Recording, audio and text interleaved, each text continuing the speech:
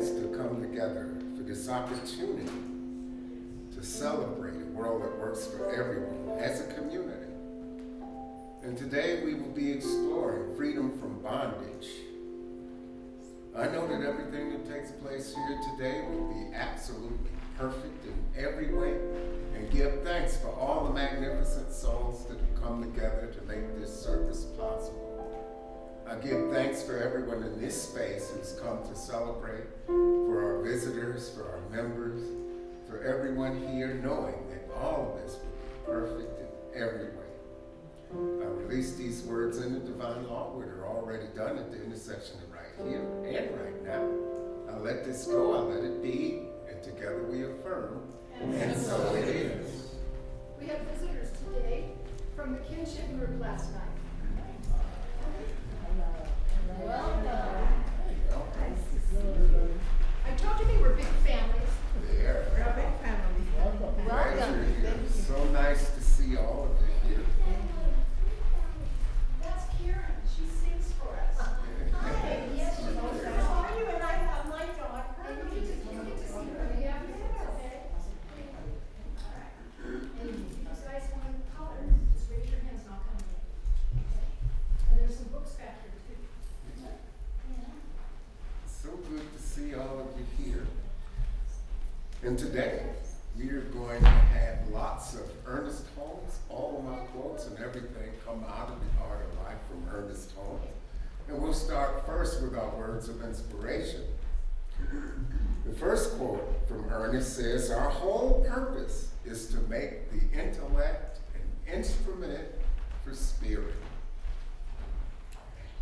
Our second Ernest quote: "The moment one realizes they can use the creative power to free themselves from bondage, that moment starts a new adventure." And our third quote from Ernest: "Life works by direct affirmation. There's no other way it will work." We have been exploring the book by Ernest Holmes, The Art of Life, which is probably one of his lesser known works. But as I've delved into that book, it's very powerful. And Ernest spoke to our ability to connect with that one powerful source to make things happen in our lives. And limitations are sort of a human construct. He was particularly fond of the teachings of Jesus. And he says that Jesus occasionally brought the invisible power of life to bear upon his environment. He told his followers that what he was doing, they could do too if they believed they could. And so Ernest talks a lot about a mental equivalent where we take our faith into anything that we want to bring about in our lives. We do this not just with our thoughts, but with our feelings too. And it's that deep feeling of trust that really drives things, you know. If we live from the ego-based top of our heads, it doesn't have the same kind of power. And we don't have to produce anything, because this source that we align ourselves with can bring about anything that we want in our lives. Our only limitations are the level of our belief and what we think is possible for ourselves. And so we use a couple of tools, denial and affirmation. When you deny anything that appears to be wrong, you are affirming the real you, not the ego-based self that thinks about what it does. It's that fundamental idea of God very deep within, that intuition, that divine spark. When you deny anything that appears to be wrong, you are affirming the real you. A mental denial acts as an eraser, rubbing out false impressions. What we see around us isn't always real. Affirmation identifies the self with God and permits life to flow through us, fresh from the infinite source of wisdom and love. Affirming things are things that we want to bring into our lives. things that we want to see for ourselves. And with that level of belief and that strength in the belief, when we affirm things, we're calling them into existence. Now, we affirm things whether we do that on a conscious level or a subconscious level. When we affirm things that are negative, we can create conditions to make those things happen. When we affirm things that are good, we create conditions to make those things happen. We are using an invisible spiritual law to bring things about, whether we're doing that intentionally or not. So it's important to keep our thinking and our emotions pointed in the right direction with trust in God to bring about good in our lives. So mental denials are like spiritual baths for the subconscious. They can straighten out our thinking, cause us to think straight, ease false impressions, remove obstructions from thought, wash the windows of the soul to let light come in. And light is light. There is no darkness in the light.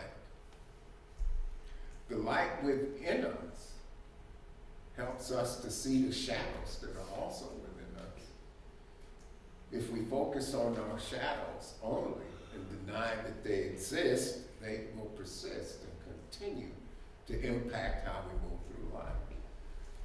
When we embrace the shadows with the understanding that the divine light within is much greater than those shadows, we can face those things within ourselves that may not be as flattering, or those things that we'd like to conceal.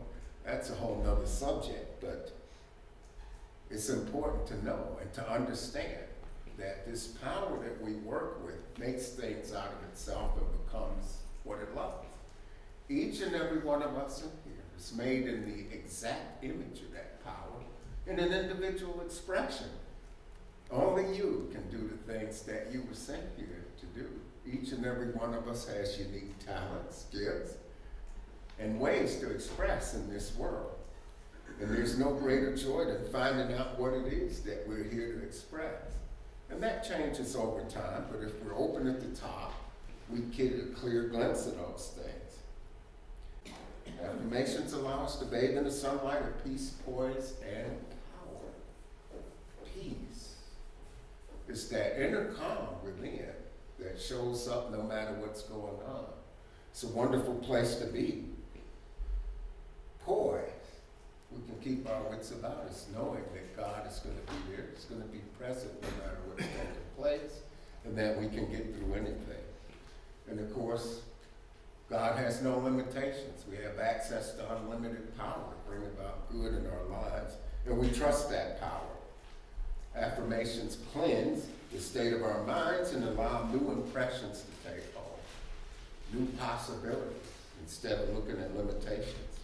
We erase the morbid belief that we're separated from life. Separation, this idea that we're separate from one another, and there's another illusion called duality. But there's only one power, that power is God. There really isn't any evil. There's simply God, and there's simply the choices that we make. And God is infinitely good. So as I was saying about feelings and what we put into these affirmations, it's not just our thought process. There's that deep feeling center within us, and it must be aroused. No matter what the intellect affirms, unless this deep feeling center accepts the statements, we won't get very far. And so sometimes it takes us a little bit of time to convince ourselves that this good is available to us. Because there are moments we oscillate. We start thinking, maybe I don't deserve to have these good things happen to me. And maybe we don't believe good things will happen to us, but we continue to affirm these with conviction and with trust and with love, and they start to come about over time.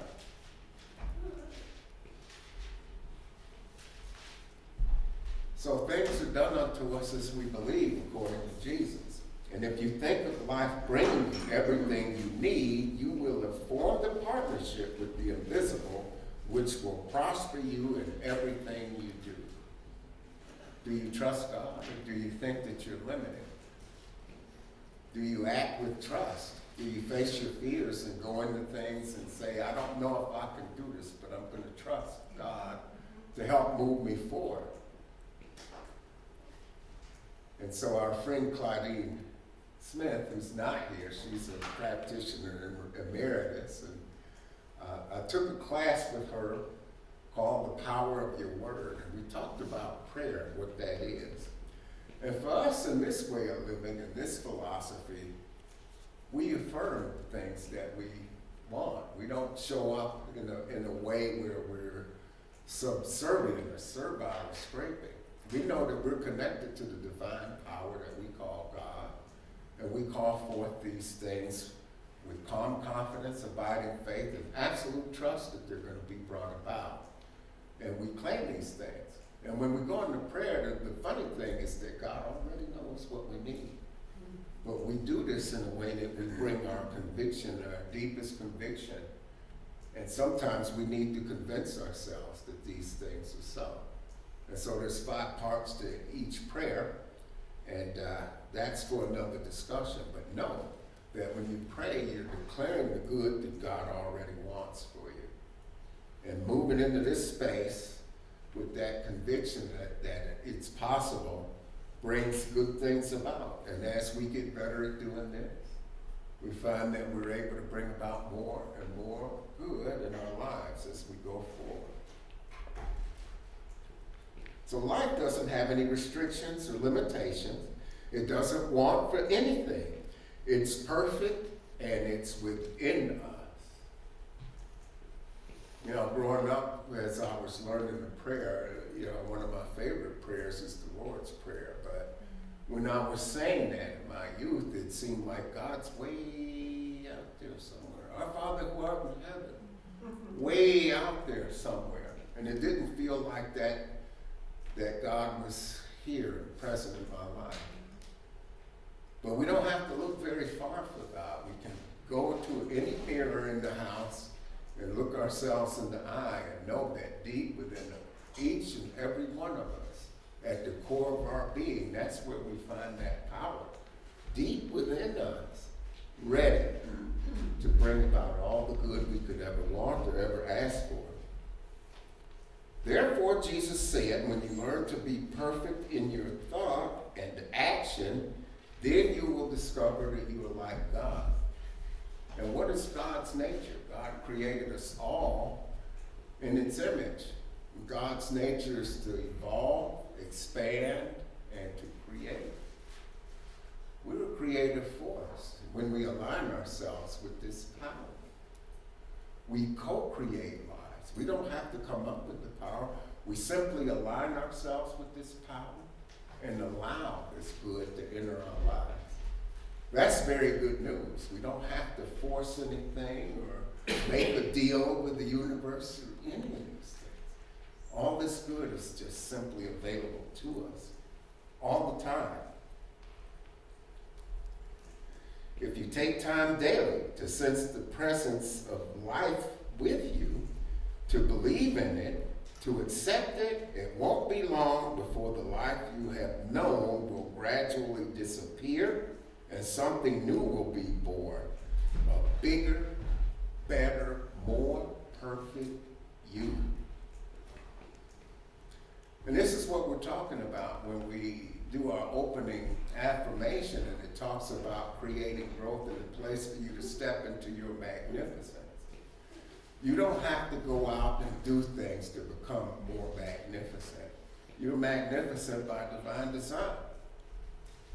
It's simply allowing this magnificence to come through and to get in touch with it and to know that it's already there. This is the good news, I didn't hear that message in my early upbringing, but I've come to understand it now. And it's really wonderful news. And it's not just for me, it's for everyone. Every single person on planet Earth has access to that if they choose to take it. Now, negative forces operating in our lives will die a natural death if we practice the habit of being disinterested in them. I could take myself into a place of despair if I spend my time channel surfing between CNN and Fox and all these other things, Yeah. and convince myself that the world is burning down. That's not the energy I want to live in. I've got a choice today because I know that God lives within. So what's my choice going to be? Am I going to dive into the deep end of the pool with all the negative factors, or step back from all of that and recognize that not only am I made in the image of a loving God, so are other people. And hold space for them to recognize that and not engage in the negative energy, but step back and ask Spirit, what's mine to do? What can I say yes to today that will make life just a little bit better for somebody I love? Make life just a little bit better for some stranger I come in contact with today. When I go into the supermarket, maybe I can hold the door open for somebody that's walking through. When I'm checking out, I can use the cashier's name and ask her or him how their day is going. The sound of a person's name is music to their ears, and they all wear name tags. It's so easily set up for us to do that, to be kind, to be kind to people on the streets. Maybe keep an extra bottle of water in the car, because when you stopped at that light, a homeless person could use a bottle of water.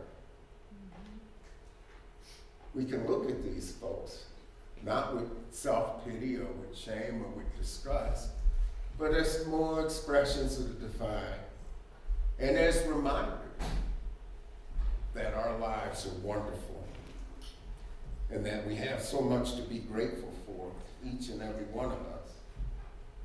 These are all God's children, whether they're worth $1 billion or everything they own is in the shopping cart.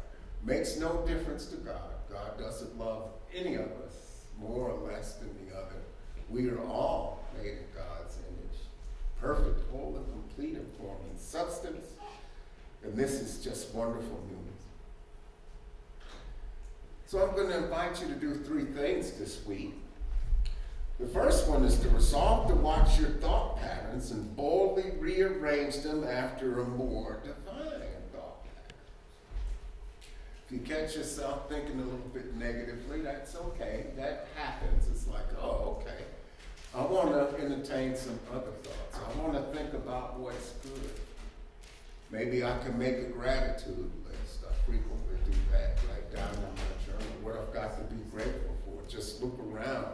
It's always there. So that's our first invitation, is rearranging our thoughts. Our second invitation is to learn to think about what you wish to become. What is it that you want to have in your life? For me, I find that if I try to become what I want to experience, I invite more of that into my life. And gratitude has causative power to bring about all sorts of good in our life. So why not take advantage of that? Our third and final invitation is to live by inspiration. Let the depths of your spiritual being flow through your conversations into acts. We don't have to engage in every negative conversation that takes place. Let's converse about what's good in our lives. Let's tell people who might be a little bit down that they're unique expressions of the divine. There's nothing like a compliment. Giving people you come in contact with a compliment. Telling them something that you notice about them that's just wonderful. And watch what happens. Even walking into a place and giving somebody a smile. Watch a shift take place. You have that kind of power. It's within each and every one of us. We all have that kind of power. And so those are my invitations to you to free yourself from limitations as you move through your week. Please join me in prayer. We are so thankful to be a part of the most magnificent and wonderful life that permeates all creation. We are so pleased that we are each magnificent expressions of the divine with wonderful and unlimited access to a power, to a source of peace, love, joy, and harmony that can flow through our lives, to the lives of those who are closest to us, to the lives of everyone we come in contact with. As these things flow together for each of us in this community, as we work together to make a world that works for everyone, this power is within us. This is our charge in our own unique ways. And we can seek that desire for that one perfect life to bring us all the good that we can allow in. We want to grow that good everywhere that we go. And it is all within us. And as we come together, when two of us together, with that mind toward making a world that works for everyone, we are as powerful as three. And when three of us come together, we are as powerful as seven. This good that is God is unlimited in every way. And we are here to allow this to flow in us, around us, through us, as us, and accept the charge of making a world that works for everyone, to do this with joy and to do this with love. I give thanks for every unique expression of the divine here in this space today, to celebrate the fact that we have access to this unlimited love, and release these words into the divine law that knows how to mold, make, shape, and create all the good there is, everywhere, all the time. I let this go and I let it be. Together we affirm, and so it is.